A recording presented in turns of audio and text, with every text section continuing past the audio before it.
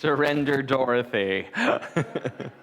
Right? And we all, most of us, anyone not watch that movie as a child? Right? So my kids watch it now today, and there's a whole new memes about it, new versions of it that have appeared. But Surrender Dorothy, right? Give in. And as I mentioned at the top, in our society we have this convoluted understanding of surrender. It means waving the white flag. It means giving up. It means giving up of all your dreams. But there's also something else that goes on with surrender. Have you noticed in every action film, every single one, there's a moment when the hero or heroine is captured and they're brought into the fold of the enemy. And from that inner place, they find a way out. Something changes, something shifts, and from within the lion's den, they're able to triumph because they surrendered, lived to fight another day. And there's this divine paradox in surrender.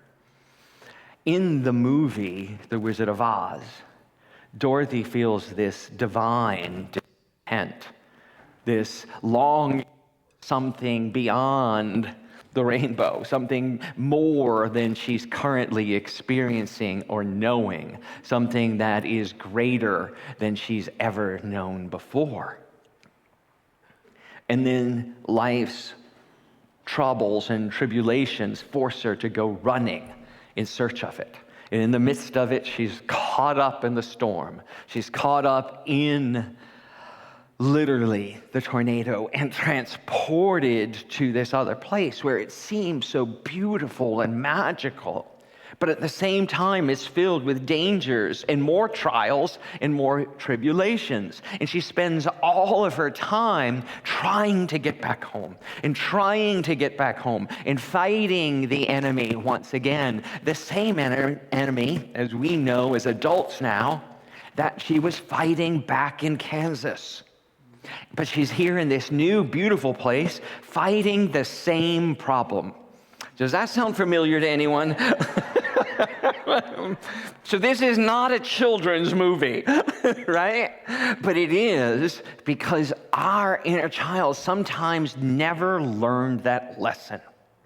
Never learned the lesson that when you escape to over the rainbow, to Oz, to wherever it is, you have brought with you those things you have called your enemy, your foe, the bad ones, the evil ones, the ones that are against you.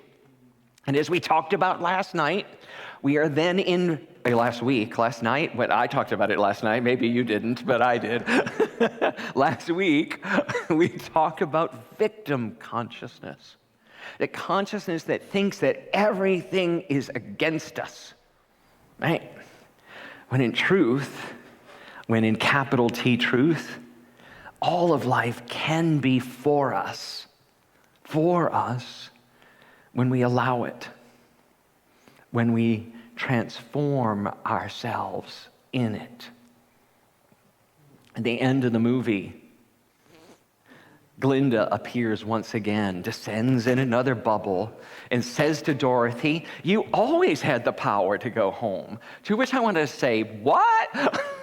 And she says to Dorothy, "You just had to find it out for yourself." I was like, "Aw, damn." You mean I could have clicked my heels at any time and been taken back to safety, to comfort, to love? There's the lesson, folks. At any moment, we can say there's no place like where I am. There's no place like home. There's no place like right here within me. And know that all the love and comfort and support we need exists right here and now. There's no reason to go out on a journey. There's no reason to call someone else bad and wrong and say they're blocking my good. There's only every opportunity to step into the truth, to step forward and say, there's no place like here, within my heart, within my soul, within my very being. And when we can step into our authentic self, when we can step into our divine self and stop seeing things out to get us, we have the opportunity to surrender to love. What if we didn't address the next issue that comes up in your life? What if you didn't address the next issue that comes up in your life as a problem to be solved, but as something to be loved? A chord with someone, right? Maybe everyone. What if the next time your boss says something snide, your partner gives you that look? The next time you're facing a bill you can't pay, you address it with love. See it with love.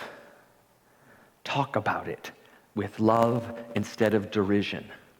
Because we teach here the power of our words, that words are creative and they create in the world. And yet, we blame things, curse things, call them bad, call them unworthy, call them less than. When in truth, we are making them so. There is nothing either good or bad in the world, but thinking makes it so. William Shakespeare, Hamlet, right? Nothing good and bad in the world, but thinking makes it so. From Hamlet. So what if we loved beyond measure? What if we loved and accepted what is with great abandon? We've all been through a lot over the last 2 years, and it has tried every one of us in many different ways. It is not too late to love it. It is not too late to embrace it. It is not too late, and I'm saying this to me. It is not too late to find the blessing in it. Never too late to find the blessing in it. Because I can spin a story about how I had to pivot and we had to adjust everything and how difficult it was to keep people safe and do Sunday service and teach what we were learning at the same time and also trying to protect my family and spin this whole tale. And I can also choose to spin a tale about how everybody came together in love, how we expanded and we adapted and we grew in consciousness and we grew in numbers and we grew in strength.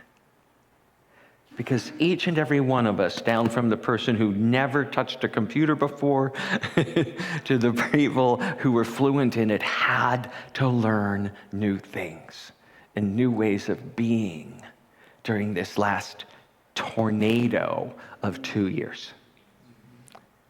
So where has the tornado let you down? Meaning dropped you off.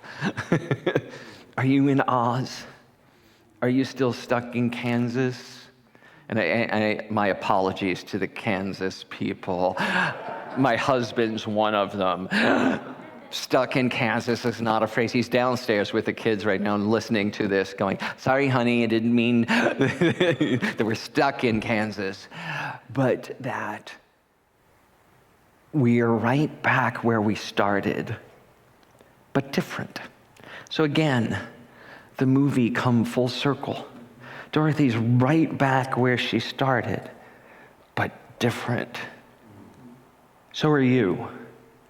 Right back where you started, in this room, in your place, in your work, in your life, and you have been forever changed.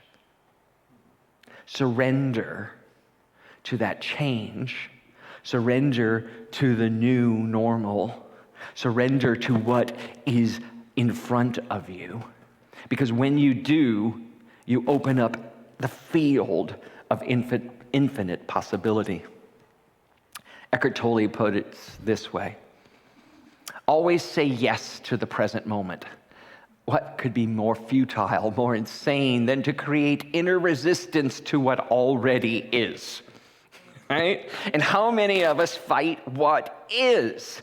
That person doesn't like me. That person's not giving me the attention. Then my boss won't give me this promotion. Da, da, da, da, da. And we fight it, and we rail against it, and we expend enormous amounts of energy. Look at politics. How much do we fight for what we don't want rather than what we want? Right? How much energy in our political life is negative rather than creative? So, to what is. Say yes to life and see how suddenly life starts working for you rather than against you. Surrender to your age.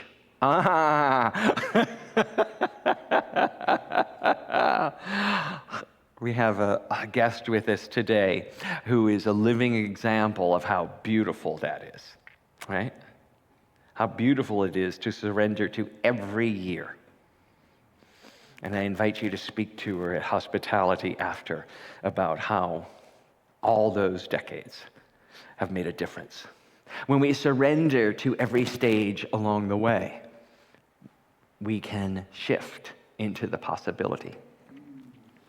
I know some years back, before I was married and living in California with 3 kids and happily a minister, I was Dorothy, searching for my next thing, searching for my next partner, my next job, my next career, my next purpose in this life.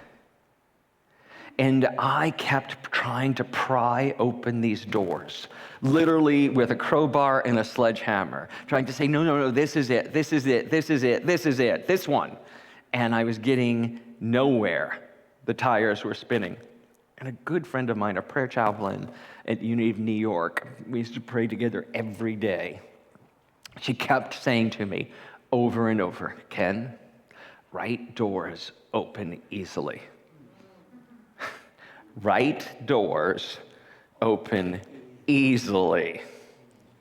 But as human beings, we spend an enormous amount of time and energy on the things that don't seem to go our way, rather than putting all of our efforts into what is going. When I finally understood what she was saying to me, it's a quote from John Randolph Price. When I finally encapsulated it, I was sitting in therapy with my therapist talking about JD, and he finally just looked at me and he said, JD's my husband, for those of you who don't know, finally looked at me and said, it just boils down, Ken, to whether you're going to let this good man love you. I was the one resisting being loved. On one hand, claiming it's exactly what I wanted. On the other hand, resisting it at the same moment. And when I surrendered to being loved, to letting myself be loved and to love in return, it truly was, as the song states, the greatest thing I've ever known. My life started to flow in a way that was beyond conceivable to me before that. Within months, we were looking at homes in Palo Alto and San Francisco. We were flying across the country to do retreats in Marin. We bought a house in California. I was going to ministerial school. He was going to his doctorate program, and we'd fly around the country. And within years, we had children, 3 of them, and I became a senior minister. Not in my scope at that moment. So what is out there for you? If you were to stop resisting the tide, stop resisting the flow of the universe right now, and if you were to allow love into your life in the form you keep saying it's the wrong form, not the one I called up, God, sending this one back. Telling the universe, I want, something else. What if you allowed love into your life in the form it's showing up right now, realizing that forms change constantly? Right? That forms and vessels constantly shift. And if we go into the consciousness of vessel consciousness, understanding that this human experience, this spiritual being in a human body, is limited because of the humanity, so we open to the divine wisdom, we open to vessel consciousness, and understand that there is something working in our life right now. Call it universe, call it spirit, call it God, call it Buddha, call it whatever you want. There is something waiting for you to say yes. Something waiting for you to say, yes, I am here.